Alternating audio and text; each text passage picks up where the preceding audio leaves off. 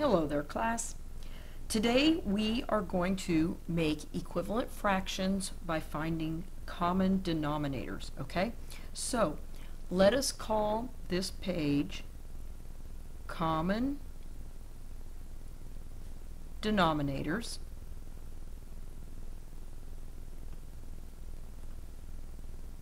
And equivalent fractions.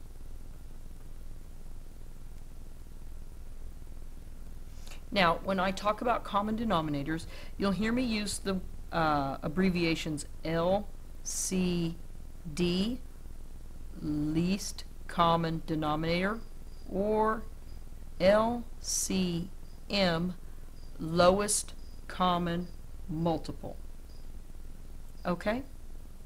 So let's say we want to create some equivalent fractions with a common denominator for 2/5 and 5/8.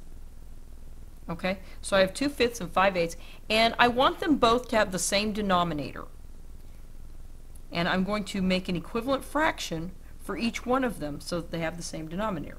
So step 1,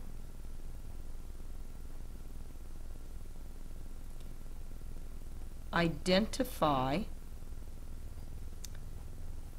the denominator.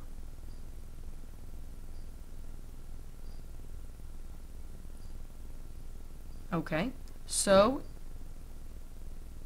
in this case, 5 is the denominator of this fraction, 2/5, and 8 is the denominator of this fraction, 5/8. So step 2. List the multiples of one fraction's denominator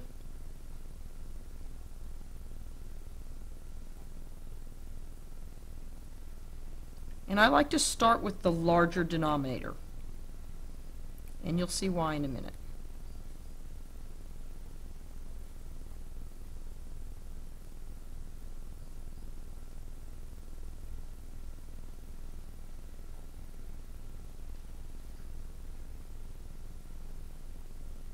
Okay, so now remember, the multiples are the count bys, okay? And remember, multiples are many, factors are few. We are going to be listing multiples. Okay, so I'm looking at my two fractions. I have 2/5 and 5/8. Well, which one has the larger denominator? What's that? 5/8, right? So we're going to list the multiples of that denominator. So here we go.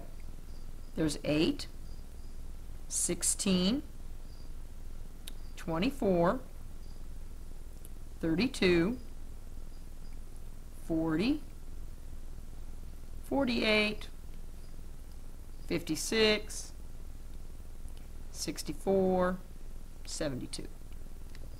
Okay? I'm just going to stop there. Okay? Step 3, list multiples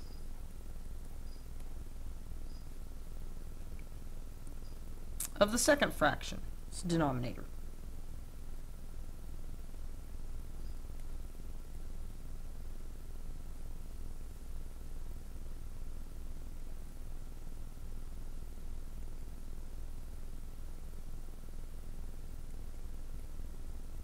Okay, and my second fraction's denominator up here is 5. So I'm going to list multiples of 5. So here we go. 5, 10, 15, 20, 25, 30, 35, 40, 45, 50. I could go on, but I'm just going to stop right there.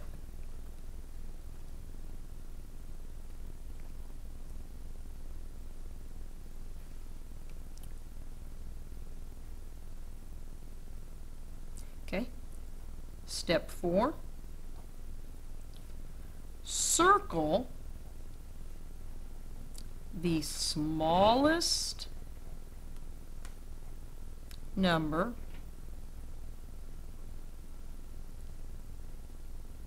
that is in both lists.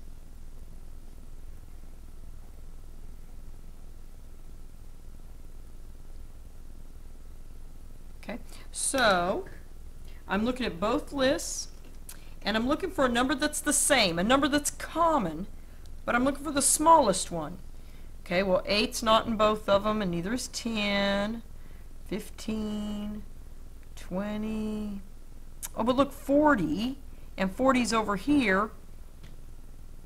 So 40 is going to be my common denominator.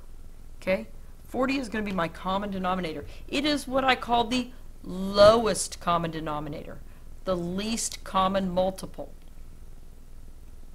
Okay, so now after I do that, I'm going to create equivalent fractions.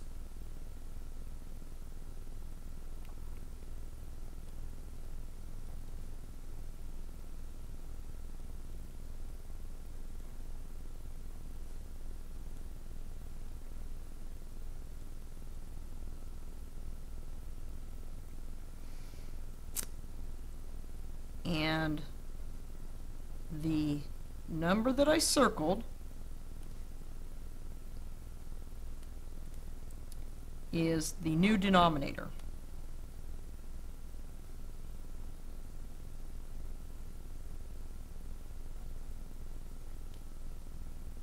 Okay, so here's my new fractions. Okay, so I had 2/5 and I had 5/8, right? Okay, so my new denominator is going to be what? It's going to be 40, right? That's my lowest common denominator for these two fractions. So 40, 40. Okay. So now I have to ask myself the question, how did I get from 5 to 40? What did I do to get from 5 to 40? Did I multiply or did I divide? Well, obviously 40 is bigger, so I multiplied. But what did I multiply 5 by to get 40? I multiplied by 8. So remember, what I do to the bottom, I have to do to the top. That's the golden rule of fractions. So that's times 8. I'm going to remind you over here, do the same to the top as you do to the bottom. Golden rule of fractions, guys. Do the same as to the top as you do to the bottom. So, since I multiplied 5 times 8 to get 40, I'm going to multiply 2 times 8 and 16. There's my equivalent fraction for 2/5 with a denominator of 40 is 16/40ths. Okay, so now I'm going to look at my second fraction. How did I get from 8 to 40? Well, again, I went to a bigger number, so I must have multiplied. What did I multiply 8 by to get 40? That's right, times 5. 8 times 5 is 40. Going back to my golden rule of fractions, do the same to the top as I did to the bottom. So I multiplied the bottom by 5, so I have to multiply the top by 5. 5 times 5 is 25. So now I have two fractions with the same denominator. Now, why would we want to do this? Well, sometimes we're going to compare fractions. Which one's bigger, 2/5 or 5/8? Well, that's hard to tell without having the same denominator. So when we've made our denominators the same, we can clearly tell that 5/8 is bigger than 2/5 because 25 is bigger than 16.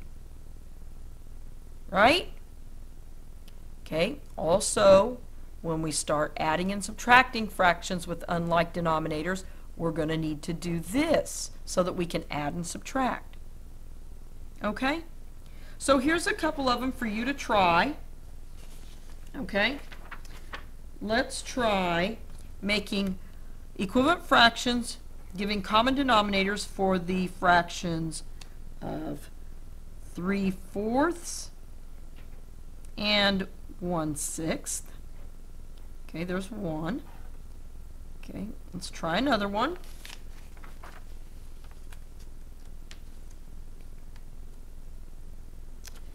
Let's do 1/3 and 1/5. And let's do one more.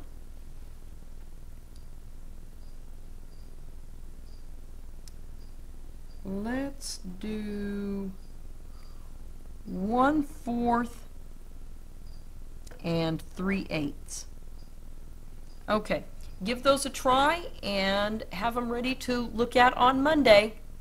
All right, everyone have a nice weekend. Bye-bye.